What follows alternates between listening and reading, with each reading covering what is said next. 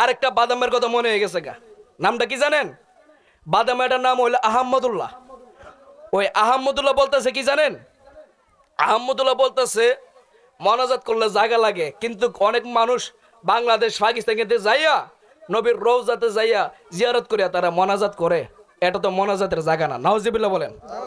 এখানে মনাজাত করলে কবুল হবে না, মনাজাত করতে হবে একমাত্র মসজিদের জায়গায়, নাউজুবিল্লাহ বলেন। আল্লাহ রাসূল বলেন মানজারে কাবরি ওয়াজাবাত লাহু শাফাআতি, যে ব্যক্তি আমি রাসূলের রওজা মুবারক জিয়ারত করলো তার জন্য আমার শাফাআত ওয়াজিব হয়ে গেল, বলেন না সুবহানাল্লাহ। আর আহমদুল্লাহ বলতেছে নবীর রওজা পাশেতে যাইয়া মোনাজাত করা যাবে না, যদি করি এটা মোনাজাতের জায়গা স্থান হইতে পারে না। আর আল্লাহ কোরআনে বলেন কি জানেন? ওয়াবদাহু ইলাইহিল ওয়াসিলা।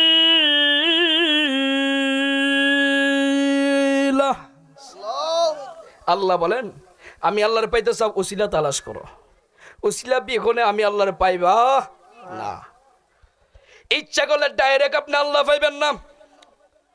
আর বাদামে বলেন নবীর রওজা পাশে যাইয়া মোনাজাত করা যাবে না, দোয়া করা যাবে না। কয়েকদিন আগে আরেকটা ভিডিও করছিল, বলতেছে নবী তো 40 বছর আগে নবী ছিল না, 40 বছর পরে নবুয়ত পাইয়া নবী হইছে, নাউজুবিল্লাহ বলেন। আমার আল্লাহ হাদিসে কুরসিত বলেন লাউলা মুহাম্মদ ওয়া উম্মতহু, আমি আল্লাহ আমার বন্ধু মুহাম্মদ এবং তার উম্মতকে যদি না বানাইতাম, লামা খালাকতুল জান্নাহ, আমি আল্লাহ জান্নাত বানাইতাম না, ওয়ালান নার, আমি আল্লাহ দুজুক বানাইতাম না, ওয়ালান শামস, আমি আল্লাহ সূর্য বানাইতাম না, ওয়ালান কমর, আমি আল্লাহ চন্দ্র বানাইতাম না, ওয়ালান লাঈদ, আমি আল্লাহ রাত বানাইতাম না। সব কিছু বানাইছি একমাত্র আমার বন্ধু নবীর উসিলা, বলেন না সুবহানাল্লাহ।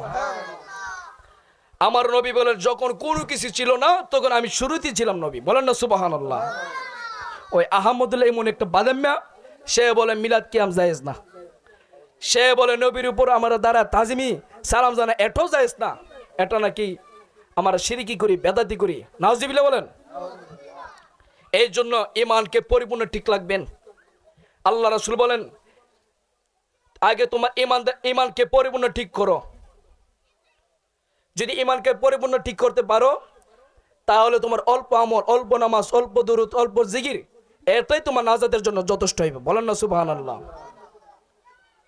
আল্লাহ রাসূল বলেন লাইসা আহাদু, মুসলিম শরীফ 314 পৃষ্ঠা, আল্লাহ রাসূল বলেন লাইসা আহাদু মিনকুম, তোমাদের মধ্যে এমন কোন ব্যক্তি নাই ইউনজিহি আমালু, যে আমল দিয়া নামাজ দিয়া রোজা দেয় তারা গাঠি গাঠি লয়ে দৌড়ে না জান্নাত পাইব, সার্টিফিকেট লইব।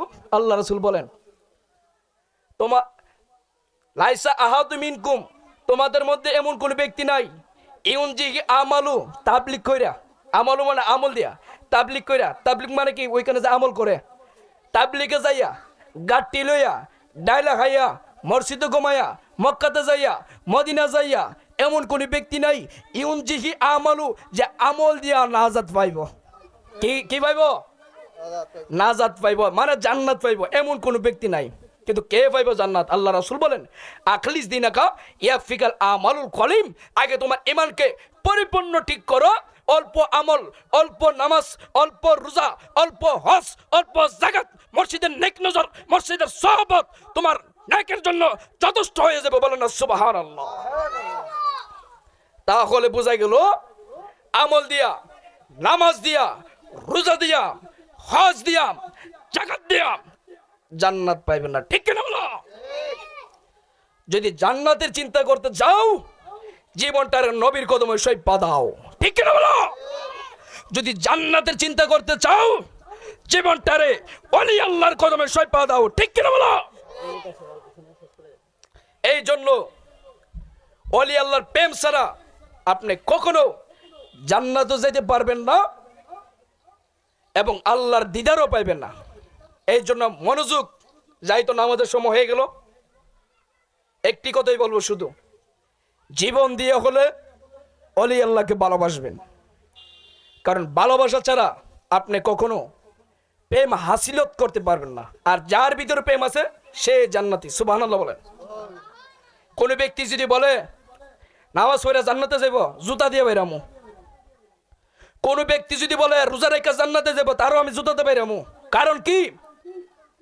হ্যাঁ, অবশ্যই জান্নাতে যেতে পারবো। কে? নামাজ ইমাম হুসাইনের জন্য, রোজা ইমাম হুসাইনি প্রেমিকদের জন্য। আর তারা ইমাম হুসাইনের গলায় ছড়ি চালাইব, মরশিফুর দরবারে আগুন লাগাইব, মামু পাগলা মাজারাইব বাঙ্গার জন্য। তারা আবার নামাজ পড়বো, আবার জান্নাতের আশা করব। নিঃসন্দেহে তারা জানোয়ারের বাচ্চা, ঠিক কিনা বলো? এই জন্য জানোয়ারের বাচ্চার সাথে আমাদের সম্পর্ক। ওয়াবির সাথে আত্মীয় কর হারাম। যে ব্যক্তি বউরে মা ডাকলে বউ কি তালাক, বউরে মা ডাকলে বউ তালাক। আর ওয়াবির সাথে আত্মীয় করলে, বন্ধুত্ব করলে ইমান সাথে সাথে তালাক হয়ে যায়, ঠিক কিনা বলো? তাহলে ইমান মিন, আমল পরে। ইমান আছে জান্নাত আছে, ইমান নাই হাজার আমল দিও জান্নাত নাই। ইমান থাকলে জান্নাত, ইমান না থাকলে জান্নাত নাই। মনে করেন এখানে আমি একটা বিল্ডিং দিলাম, কি দিলাম? বিল্ডিং। ছাদ ডালাই দিব, খুঁটি নাই, খুঁটি নাই। যতই কংক্রিট ডালি ছাদ ডালাই দেওয়া হবে, যতই কংক্রিট ডালে ছাদ ডালাই দেওয়া হবে, আগে কি করতে হবে? খুঁটি। খুঁটিবিহীন ছাদ ডালাই হবে না।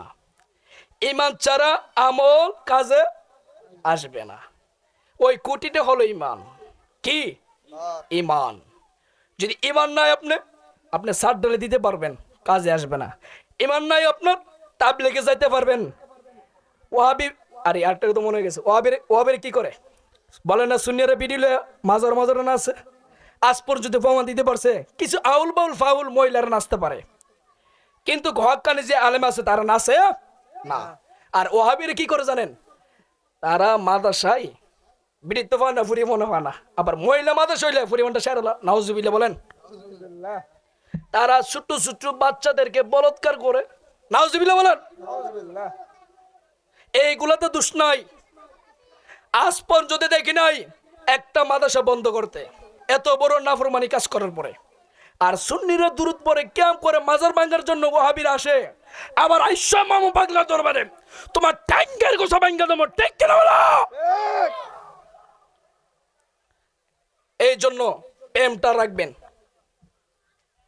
কারণ ওয়াহাবিদের সাথে আত্মীয় করা যাইতো না। যাই হোক, আলোচনা করতে গেলে সময়ের প্রয়োজন। এখন নামাজ হবে, এই বলে আমি আপনাদের কাছ থেকে বিদায় নিতেছি। সকলে আমার জন্য দোয়া করবেন। আমি রেজবিয়া হাবিবিয়া দরবার শরীফের একজন ছাত্র আছি, বলেন না সুবহানাল্লাহ। এই জন্য ওলি আল্লাহর প্রেম নিয়ে আপনাদের দোয়ার বরকতে সারা বাংলাদেশ আনাজে কোন মাহফিল করি। সকলে আমার জন্য দোয়া রাখবেন। এই বলে আমি আপনাদের কাছ থেকে বিদায় নিলাম। আসসালামু আলাইকুম ওয়া রাহমাতুল্লাহ।